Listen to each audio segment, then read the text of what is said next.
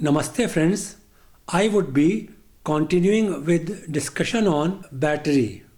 In previous lecture, I talked about rechargeable battery that is commonly used in automobiles and other vehicles.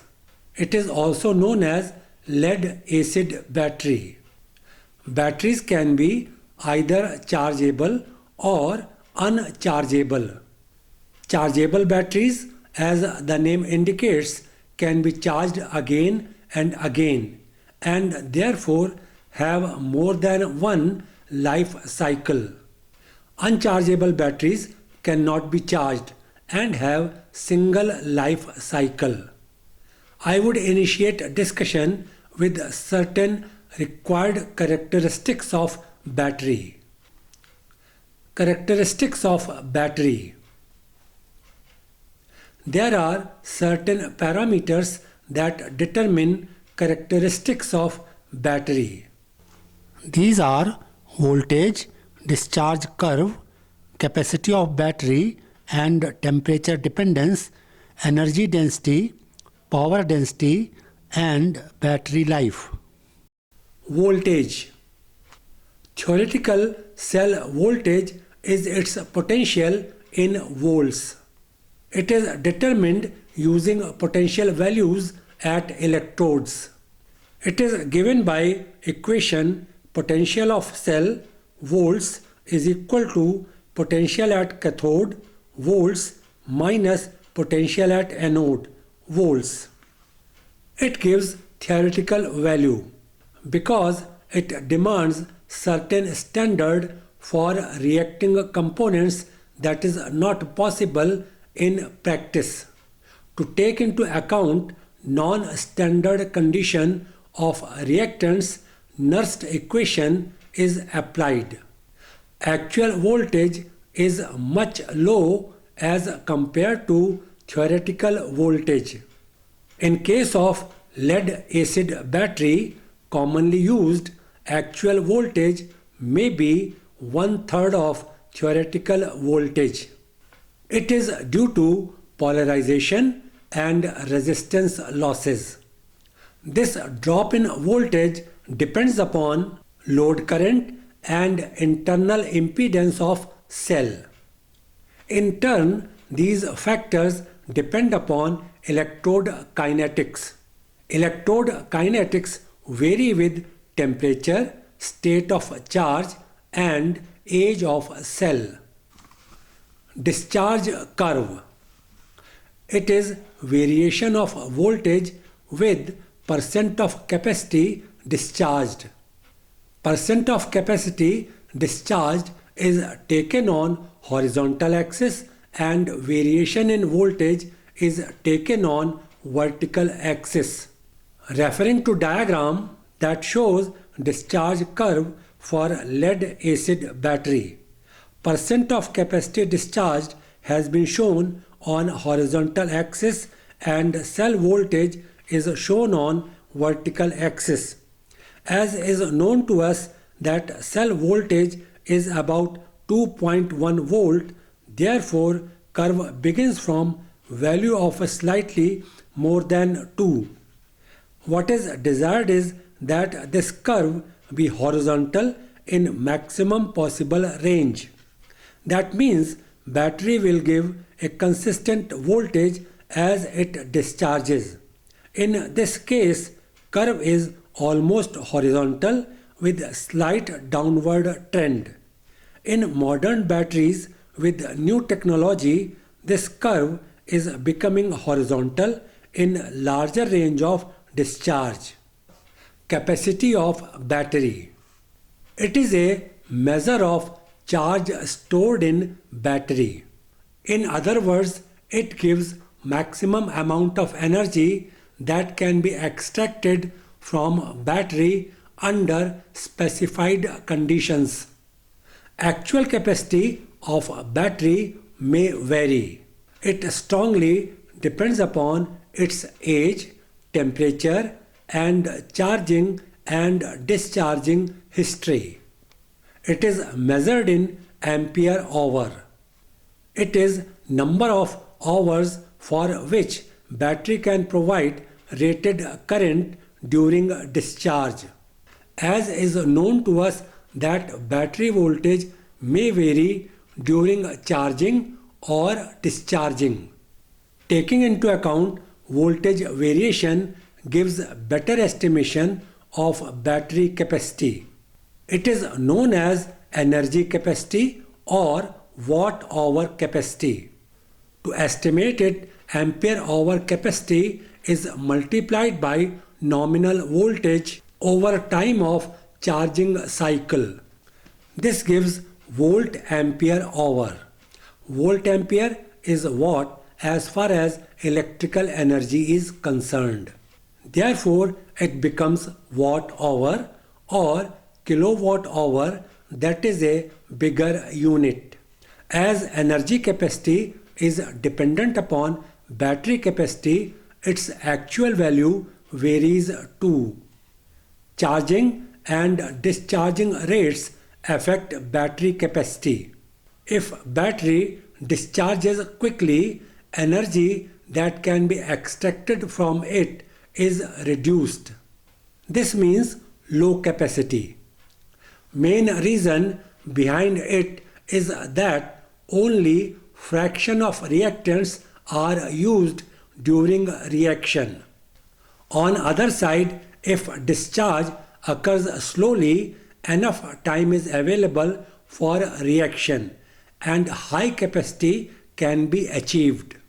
Hence, proper way of specifying battery capacity is to take into account time taken by it to fully discharge. Interesting fact being that battery is never fully discharged in practice.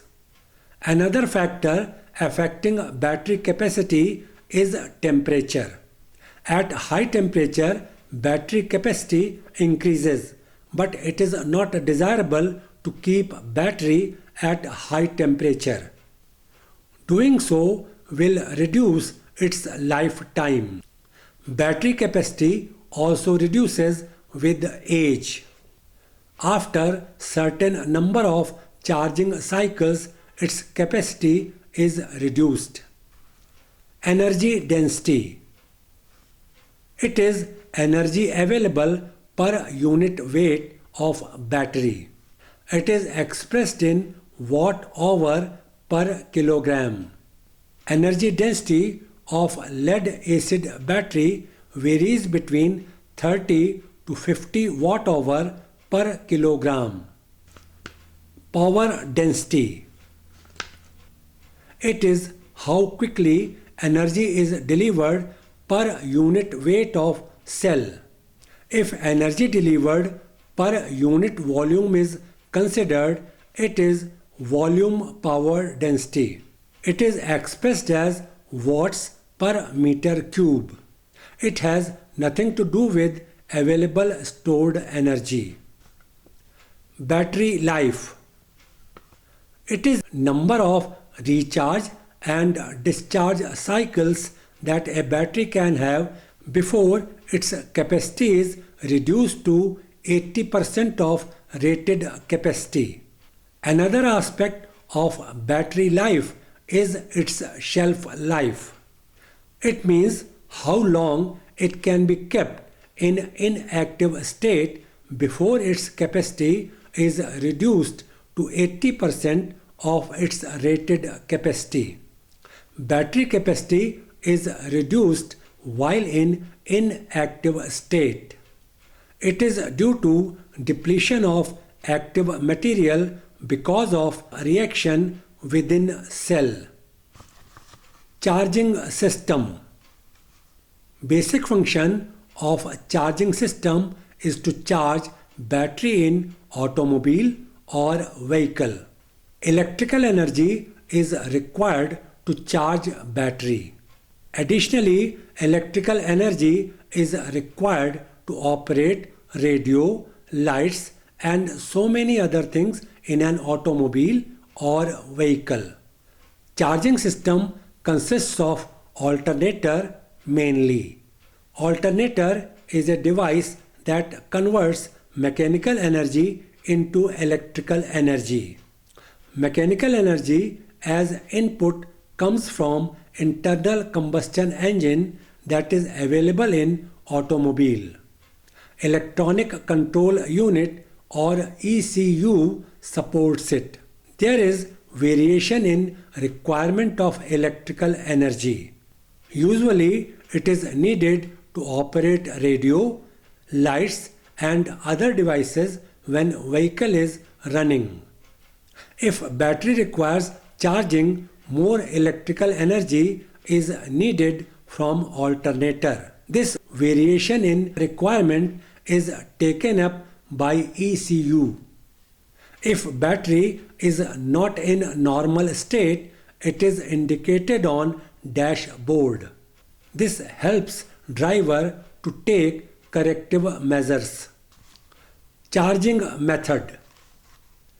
There are three methods that are commonly used.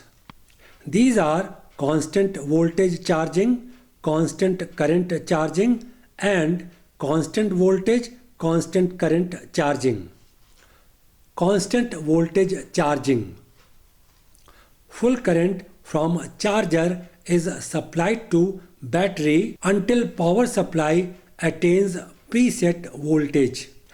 Next, current is tapered down to minimum value. Battery is left connected to charger until it is ready to use. It remains at float voltage.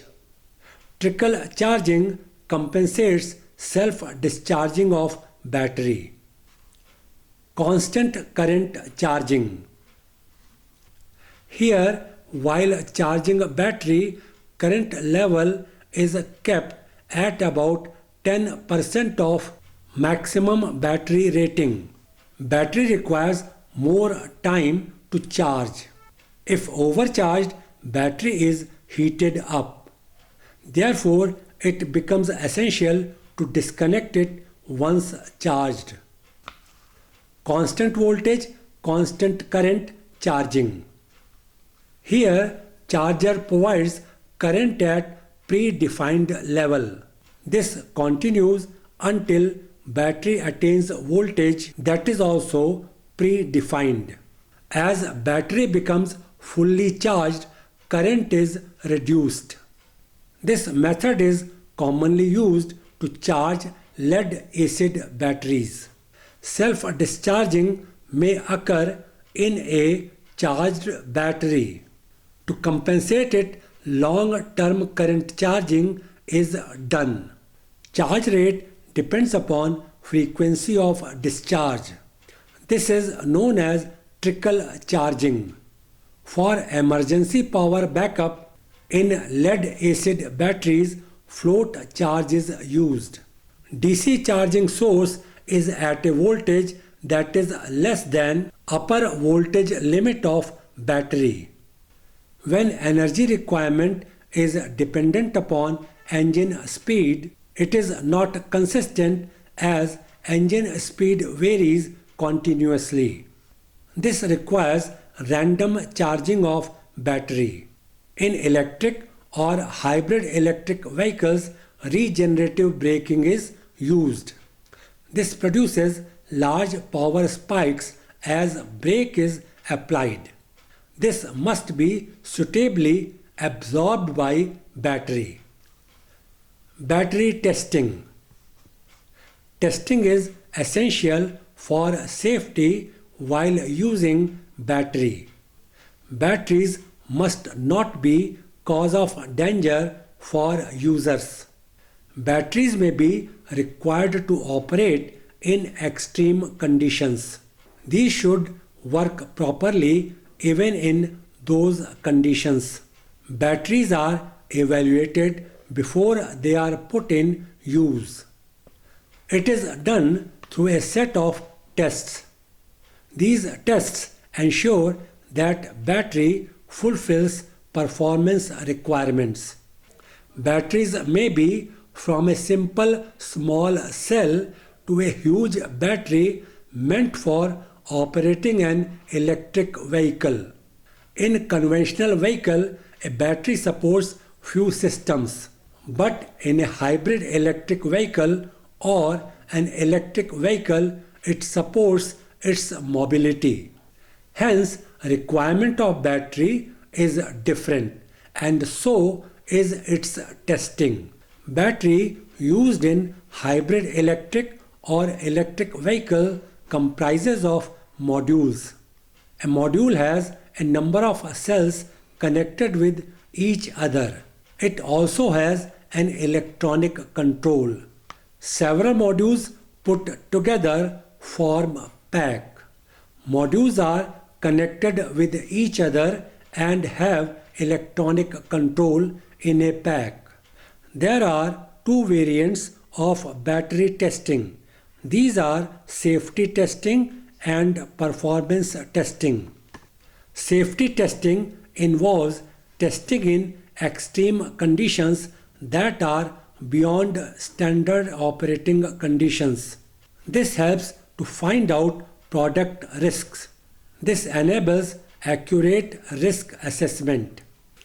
It also helps in finding suitable countermeasures to handle emergency.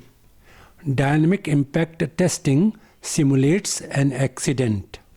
It determines safety performance of a battery in case body of vehicle is deformed. Performance test is evaluation of battery performance. It includes life cycle testing and battery environmental testing.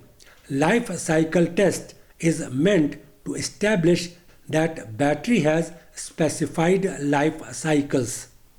Battery environmental testing establishes that external conditions such as shocks, vibrations, corrosion, humidity, and dust have minimum effect on battery performance.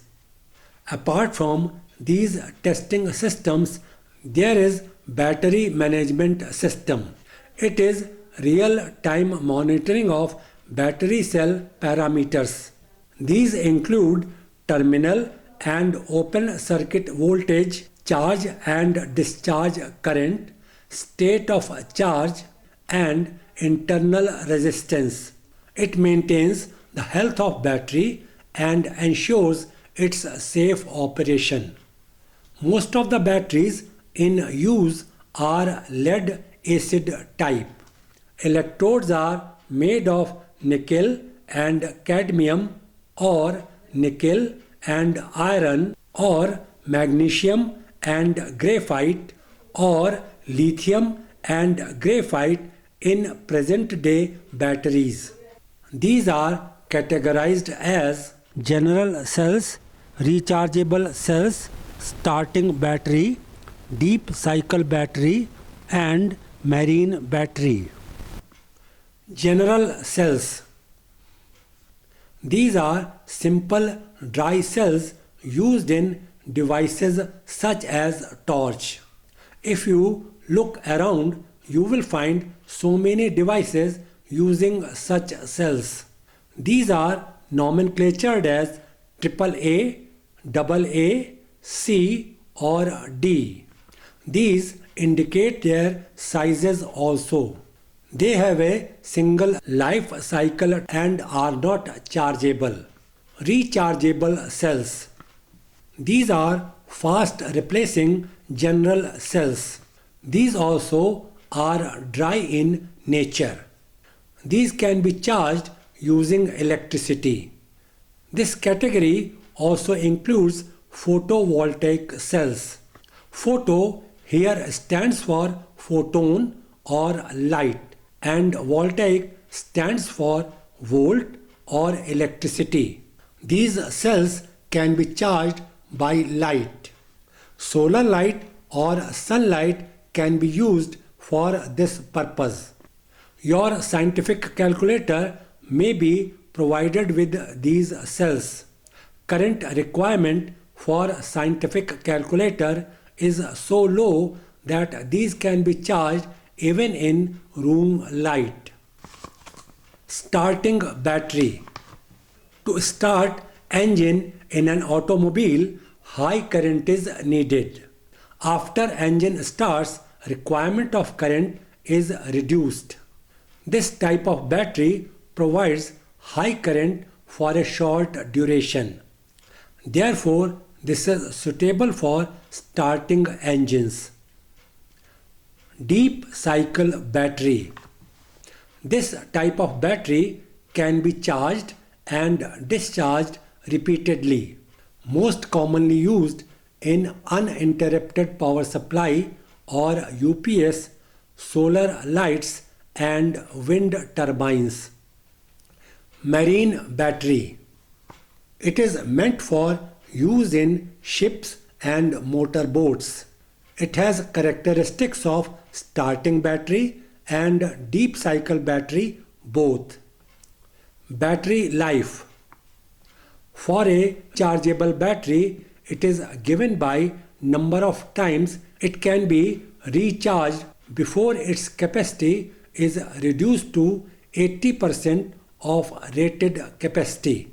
Each recharge is counted as cycle. A typical battery has life ranging between 500 and 1200 cycles. A battery may be damaged if it is overcharged, subject to extreme temperatures, subject to physical shocks or vibrations, and short circuiting. Lithium-ion battery.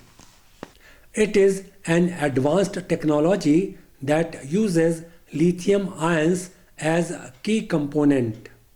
During discharge cycle, lithium atoms at anode are ionized and electrons are released.